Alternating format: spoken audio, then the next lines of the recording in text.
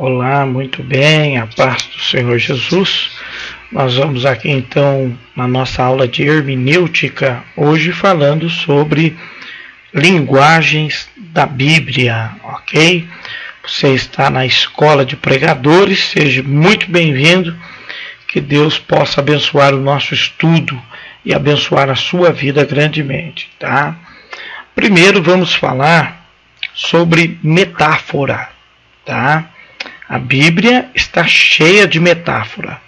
E o que é uma metáfora? É a figura em que se afirma que alguma coisa é o que ela representa.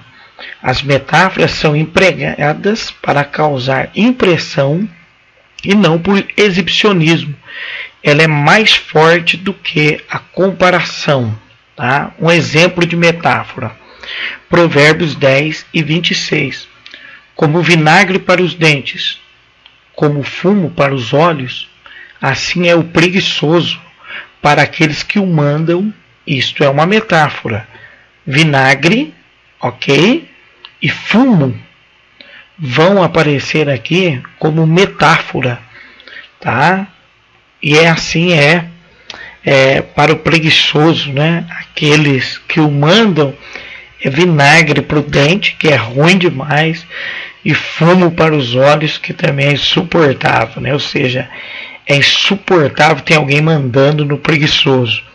Temos aqui então um exemplo de metáfora. A metáfora consiste na transformação de uma palavra da própria significação para outra por semelhança. Um exemplo: a mocidade é a primavera da vida.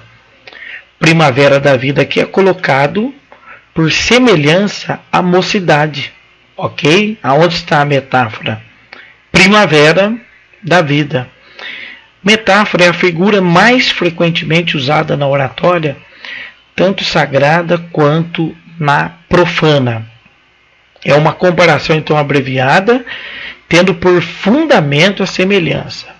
Exemplo de algumas metáforas, né? Aqui um poema: risonhos prados, o clamor das pedras, mergulhado na mais profunda tristeza, gelado de medo, transbordando de alegria, arrebatado nas asas da melodia, luz da minha vida, flor dos anos. Está aqui uma poesia cheia de metáforas, ok? Jesus usou muitas metáforas. Primeiro, na Santa Ceia: isto é meu corpo. Mateus 26, 26. Do que ele está se referindo? Ao pão. Quando ele parte o pão, ele diz: esse é o meu corpo. Uma metáfora. Isto é meu sangue. Ao suco da vide, ao suco de uva. Ok? Vamos entrar aqui na questão do vinho ainda. Mas é uma metáfora. Segundo, quando ele disse que era a videira verdadeira, João 15, 1. Eu sou a videira. Tá? Então ele está se referindo aqui a uma metáfora. Terceiro, vós sois o sal da terra. Uma metáfora. Vós sois a luz do mundo. Tá? Uma metáfora. Ide dizer aquela raposa, referindo-se a Herodes. Lucas 13, 31, 32. Uma metáfora. Eu sou a porta. Outra metáfora. Então, a metáfora só se distingue do símile por lhe faltar o elemento de comparação que há neste. Quando Isaías, por exemplo, falando do Messias, diz assim: foi subindo como renovo, ali ele emprega um símile, uma comparação que não há figura, tá?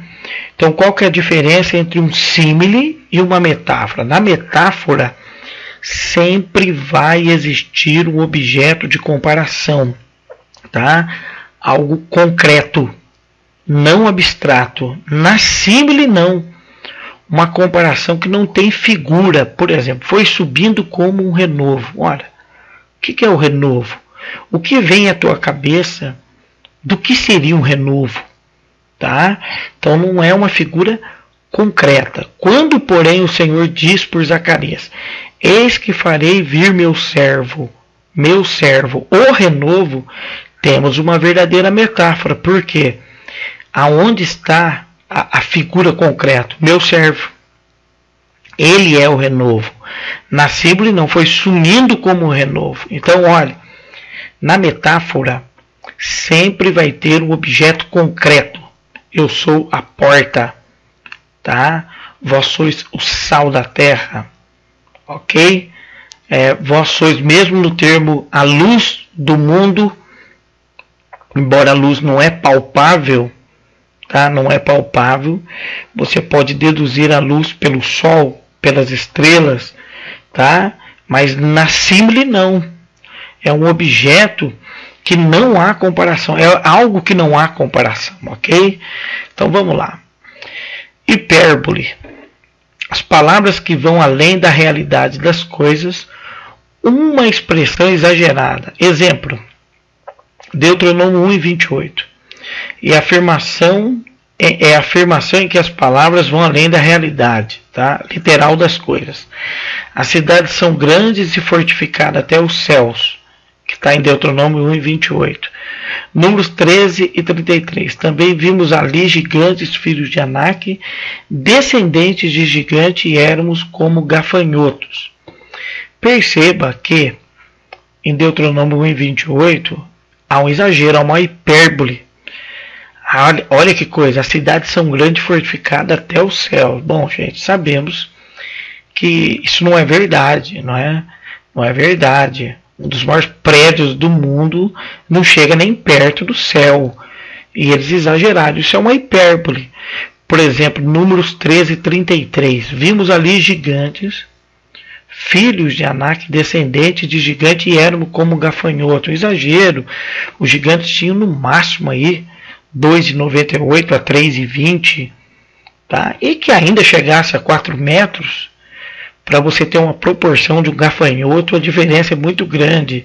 Então, isso é uma hipérbole, é uma linguagem que tem na Bíblia, tá? E temos uma legal aqui, João 21:25. Há, porém, ainda muitas coisas que Jesus fez, e se cada uma delas fosse escrita, cuido que nem o mundo todo caberia de livros, tá?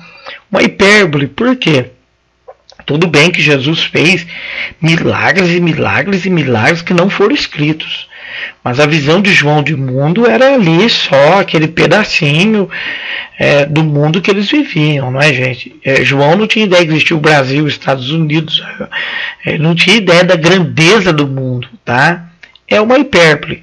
Tira a credibilidade da Bíblia em hipótese alguma. É uma expressão, uma figura de linguagem. A ironia.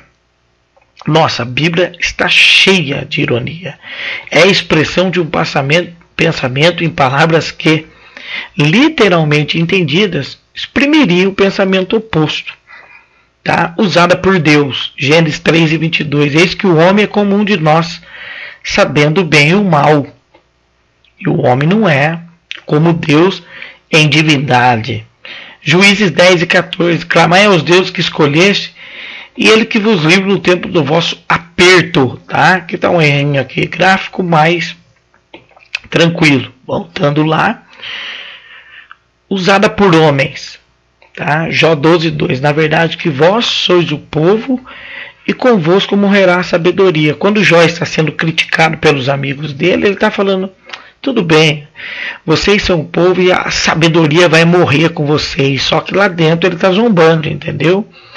Mateus 27:40. Tu que destrói o templo, em 3 dias o reedificas, salva-te a ti mesmo, se és o Filho de Deus, desce da cruz. Ou seja, outra ironia. Voltando aqui um pouquinho, vamos falar algo aqui sobre ironia também, em 2 textos importantes que não estão aqui. Tá?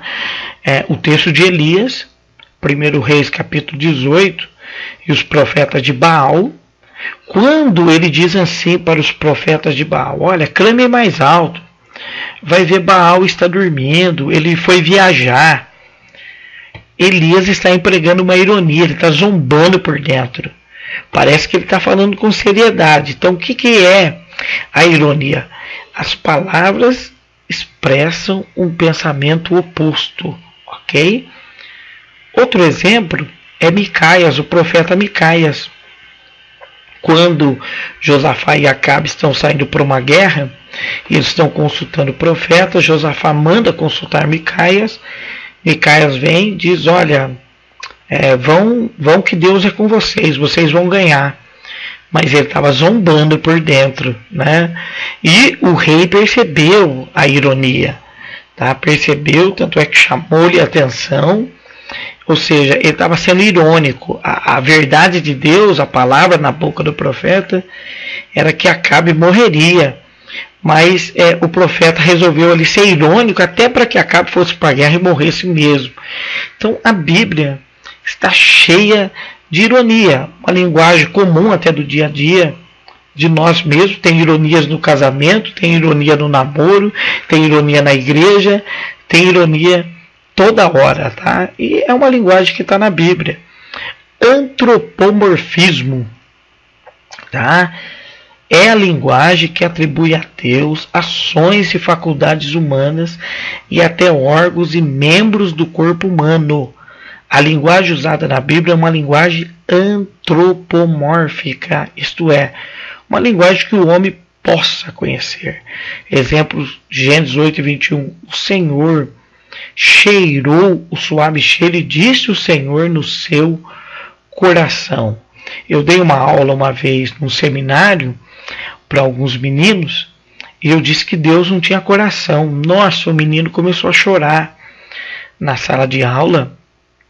Onde já se viu falar que Deus não tem coração, né? É completamente transtornado. Deus não tem coração humano, tá?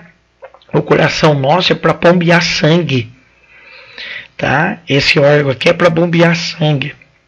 Não significa que Deus deixou de amar. Um exemplo é quando se faz a transfusão de coração, tá? Pega o coração de outra pessoa, põe no corpo, mas a pessoa levanta dali amando a mesma mulher, a mesma família, ou seja, mudou o coração, não mudou o sentimento, ok? Então, Deus tem coração, uma linguagem antropomórfica, costa de Deus, braço de Deus, porque Deus é espírito. Ok, pastor, mas lá está escrito em Gênesis, façamos o homem a nossa imagem, a nossa semelhança. Deus não está fazendo o homem do pó da terra, modelado num corpo espiritual dele, usando como modelo, não. Imagem e semelhança no hebraico ali significam outra estrutura, não a estrutura corpórea, mas a parte moral, tá?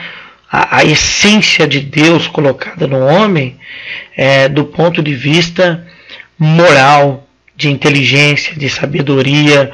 O homem é diferente do animal, tá? Então não é uma base corpórea que Deus está usando ali em Gênesis, tá bom? Em outra aula nós vamos falar sobre a raiz dessa palavra, é interessante você ver isso.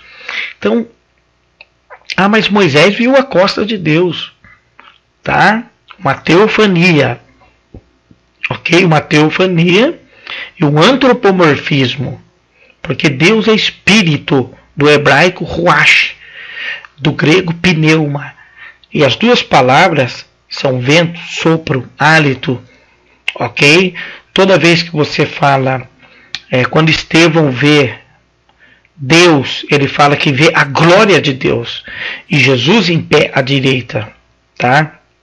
Você não vai ver a figura. Toda vez que você lê nos profetas que os seus pés estão na terra e ele está sentado no alto sublime trono, então você vai ver essas expressões são chamadas de antropomorfismo. É uma linguagem que vai atribuir a Deus essas ações e faculdades humanas, ok, gente? Então não se assuste não, toda vez que chega na aula de hermenêutica, chega nessa parte aqui, porque o pessoal, mas pastor, o braço de Deus, a mão de Deus, Deus é perfeitamente possível de fazer isso, mas não pense em Deus numa estrutura de um corpo humano, ok? Salmos 14:2. O Senhor olhou dos céus para o Filho dos Homens para ver se havia algum que tivesse entendimento e buscasse a Deus. Está aqui uma linguagem antropomórfica. Você imagina Deus olhando assim e procurando alguma coisa? Não. é uma expressão, é uma figura de linguagem. Deus já conhece tudo, Ele sabe tudo. Ele não precisa ficar procurando, mas é um termo carinhoso de dizer que Deus está olhando para a sua criação, que Ele está preocupado com a sua criação. 1 Samuel 13,14. Porém agora não subsistirá o teu reino, e tem buscado o Senhor para si um homem segundo o seu coração. Já falamos sobre coração. Gênesis 6:8. Noé, porém, achou graça aos olhos de Deus.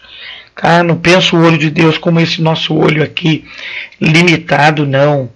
Do justo ele não tira os seus olhos. Salmo 74:11. Porque retiras a tua mão, sim, a tua destra, tira do teu seio e consomes. Ou seja, citando a parte do peito. Êxodo 33:23. E havendo eu tirado a minha mão, me verá pelas costas, mas a minha face não se verá. Tá? Uma teofania, que é a aparição de Deus em forma corpórea, isso é possível, tá? E Moisés viu as costas de Deus nessa teofania em uma linguagem antropomórfica. Daniel 10:6. E os seus pés como a cor de bronze assacalado. Isaías 59:1. Nem o seu ouvido agravado para que não possa ouvir. Salmo 101:6. Os meus olhos procurarão os fiéis da terra para que estejam comigo. Então, olhos, ouvido, mãos, pés são uma expressão pela qual Deus se revelou ao homem para que o homem pudesse entender a mensagem divina. Mas não que Deus é exatamente como o homem. Deus é espírito, ok? Ele se compreende em tudo, ele é maior do que tudo, nem os céus dos céus pode contê-lo, ok? Salmo 136:12, com mão forte, braço estendido. Então essa linguagem aí atribui a Deus até órgãos e membros do corpo humano. Coração, as narinas de Deus, mão de Deus, costas de Deus, pés de Deus e olhos de Deus, ok? Espero ter sido bem claro. Tá? Na próxima aula nós vamos falar um pouco sobre a alegoria. Tá? E nós vamos ter uma aula especial sobre alegoria, porque infelizmente os pregadores do século XXI são viciados em alegoria, e nós vamos ver o perigo da alegoria dentro do contexto, do segmento nosso de pregação do Evangelho de hoje, que infelizmente está viciado em alegoria. Tá? Bom, forte abraço a todos aí, a paz do Senhor. Qualquer pergunta, Pastor Aniel Cruz, blogspot.com, vai lá no Google e clica e deixa lá o seu diálogo na caixa de mensagem, ou através do Facebook Aniel Wagner ou do Skype Aniel Wagner, ok, pessoal? Então nós vamos encerrar essa aula aqui hoje. Que Deus abençoe vocês, forte abraço, que todos venham ter uma semana de muita bênção e de muita vitória em nome de Jesus.